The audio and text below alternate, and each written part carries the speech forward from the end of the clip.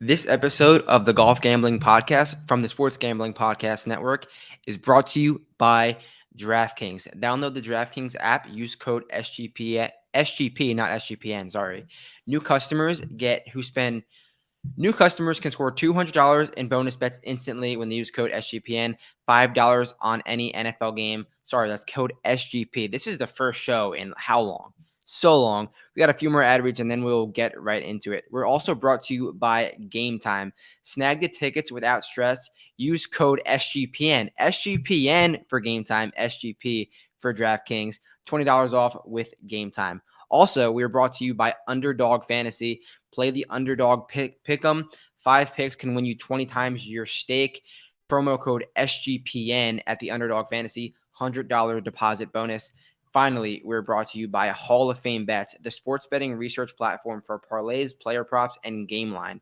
Download Hall of Fame Bets or visit hofbets.com. Use code SGPN to get 50% off your first month.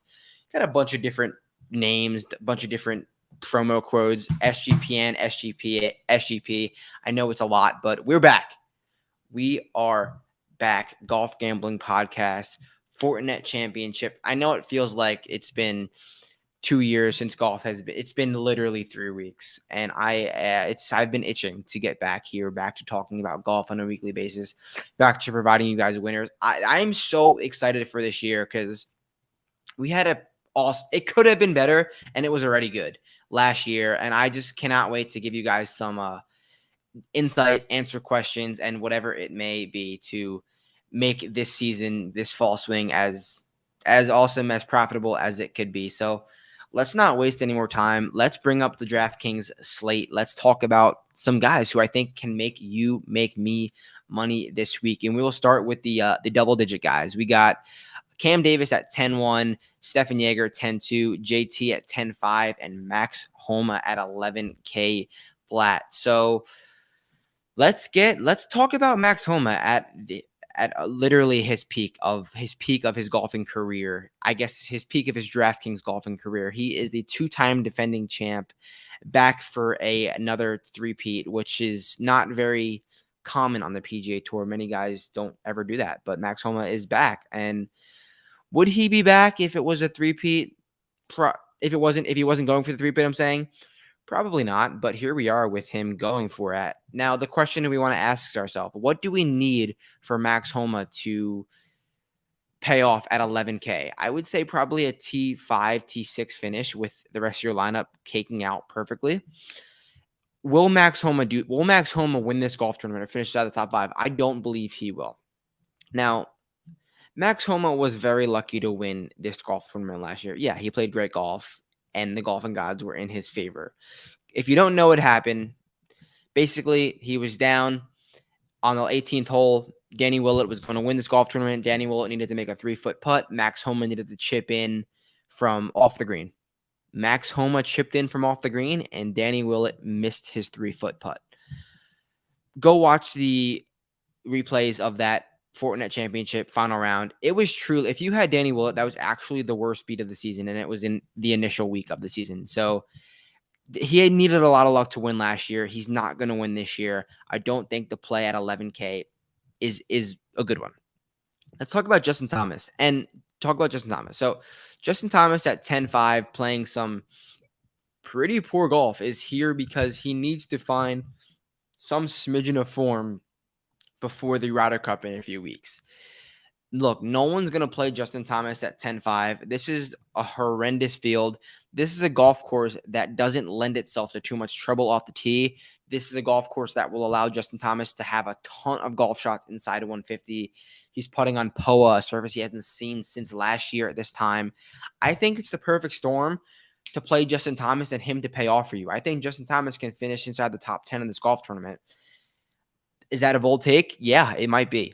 And I'm playing Justin Thomas because he's going to be sub. I don't want to put a number. I'll say sub 15% ownership.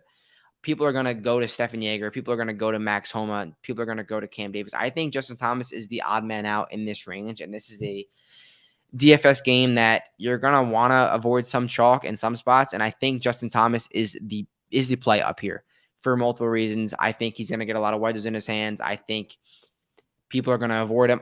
Justin Thomas, he's my guy up here. So let's talk about Yeager and Davis, two other guys who you are buying at an absolute peak in their price. If you have to pick one of them, I'm going to go with Cam Davis at 10-1. And that's because although Yeager has been consistent for much longer, Cam Davis has been playing really good golf to end this season. He was super chalky, I guess, for however chalky he could have been at Olympia Fields in the BMW Championship. He didn't really pan out, but he lost 5 strokes putting. Before that, he was a T17 at the Rocket Mortgage, miscut in Scotland. Make whatever you want to make out of that. A T10 in Detroit and Michigan at the 3M Open, not in Michigan, Minnesota. Sorry, T10 in Minnesota, T7 at the Wyndham, and then a T6 at TPC Southwind. So Cam Davis was building off, trending. Substandard start at Olympia Fields, and now he's back at a golf course that will allow him to bomb away, allow him to get a ton of wedges in his hand. So I think Cam Davis is the play between those two, but at the end of the day, I'm going to go with Justin Thomas in this 10K range. So let's click Justin Thomas up here at first lineup, and we're always going to build a lineup. So let's click Justin Thomas up here in the 10K range, and you know what? I'm going to do this a little differently. I'm going to just I'll go all the way down to my 6K play, and then we are going to build the rest of the lineup based off of that. But before we get into the 6K play, I am going to read you a quick ad read from DraftKings. Now, football is back in full swing. I know you guys are probably watching this Jets game right now. It's halftime. Football is back in full swing, and who's got you covered on the action? DraftKings Sportsbook does. DraftKings Sportsbook is the official sports betting partner of the NFL. New customers can bet $5 on football and get $200 back instantly in bonus bets. Get in on the NFL Week 2 action with DraftKings Sportsbook. Download the app now. Promo code SGP to sign up. Not SGPN, SGP. New customers bet just $5. Get $200 back in bonus bets. Gambling problem? Call 1-800-GAMBLER. And real quick, let's talk about Game Time. Game Time, a great sponsor of ours, and I will kick it to another personal experience I've had with Game Time. I went to the FAU Ohio game last week, Saturday. I was driving. I live 25 minutes from FAU, and my buddy is a student there. He was like, "Let's go to the tailgate." I'm like, "Hell yeah, let's get lit." So we went to the tailgate, and he didn't want to go to the game. I was there. Beat the rain. I was like, let's do this. Let's do Game Time. I know I have this promo code from SGPN, and we got $20 off. Got pictures of my tickets, and we got into the game. It was awesome. Well, not we. I went by myself. Yeah, sorry. I don't have that many friends down here, but yeah, whatever it is. So Game Time, great sponsor of us at SGPN. So I promised you guys this 6K play, and I will put him in the lineup. We're not going to waste time going through this entire 6K range because why break down every single player, which we will later in the week, when I have a hammer in the 6K play, and that is BSB Benny Taylor at 6.5K. Let me talk to you a little bit about our guy, Ben Taylor, who went to college in Florida, but is born and raised in England across the pond. Now, Ben Taylor is not in the best of form. He hasn't broke the top 60 one time. That was at the Mexico Open since the fall. But in his 3 starts here, he's got a miscut in 2019 and a T36 in 2020, and last year T25, and he hit the ball well. Now, Ben Taylor is about tour average off the tee distance, hits his wedges okay, but I like what he does on these greens. His best surface is Poa Annua, and he is a good ball striker at the core. And at 6.5K, and a guy who showed it in this field, showed it at this golf course the last two starts, I'm down for Ben Taylor. He did it in the fall last year. I think he can do it again. So Ben Taylor at 6.5K will be our click. All right. Let's go down a little bit and talk about this 9K range because we skipped all the way down to the 10K range. So my screen's still up. We will go up to the 9K range, 9 and 8K range while we're here. I'm just gonna fire through these guys, give you my quick opinion on them. Sahith Theegala, if you watch me a lot, I like him when the number is right. He can pop on any golf course in any type of form. Kind of buying him at a bit of a high. I don't hate it because his biggest question mark is driving accuracy, and you can kind of be a little wary off the tee here. So Sahith Theegala at 9.8 is not the worst play. but I think I like some other guys down below. Now, Eric Cole, this is a hefty price for Eric Cole, but he is so damn consistent. I don't play him, and I don't want to play him at this 9.5 price point. So I would prefer Brendan Todd at 9.4K. Brendan Todd is a golfer who was really trending in the, I guess, summer. I don't want to say late spring, summer, and he's so consistent. Brendan Todd, he's played here a bunch of times. His last 2 starts, T22 and T9. And look at what Brendan Todd has done in his last few results. Brendan Todd, T41 at Olympia Fields. The fact that he made it there was awesome. T7 at Sedgefield, T2 at the John Deere Classic. He hasn't missed a cut since the Traveler Championship. He's playing really good golf. He's going to play out of the fairway, and he's really damn solid with his wedges. Really damn solid with his wedges. Not an overly long golf course. He's the gainer on this golf course. This isn't a putting surface where Brendan Todd will really separate himself, but I think just the playing out of the fairway, the wedge prowess alone, Brendan Todd will be so consistent and will put himself in. I don't think he has a really low floor. I know it's 9.5 Brendan Todd, but I don't think it's a bad play by any means. So before I click him, let's talk through the rest of these guys. Sweet Bo Hostler, I think he's a bit more risky, but provides some decent upside. He's really long off the tee. He's good with his wedges. Riskier than Brendan Todd for sure. JJ Spawn not playing great golf. California guy though. And then the Andy Putts, Alex Noren, like I don't know what we're doing with those in the 9K range. It's Brendan Todd or nothing for me over here. If the ownership is right on Sahith, I can be a part of it. Let's go ahead and click Brendan Todd, see what we're left with. We're left with 7-8. So we'll talk about the 8K range. If there's anyone that I really need to enter, I will put them in. But for now, we'll go in this 8K range. Webb Simpson at 8.9. You got to be just drunk to click him. I just don't know how you can play him at 8.9. He's done nothing except for at the Wyndham, which he objectively owns.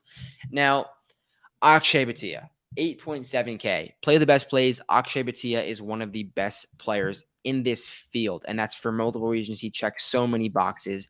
Akshay Bhatia is very long off the tee, and he is so damn good with his wedges and his middle irons.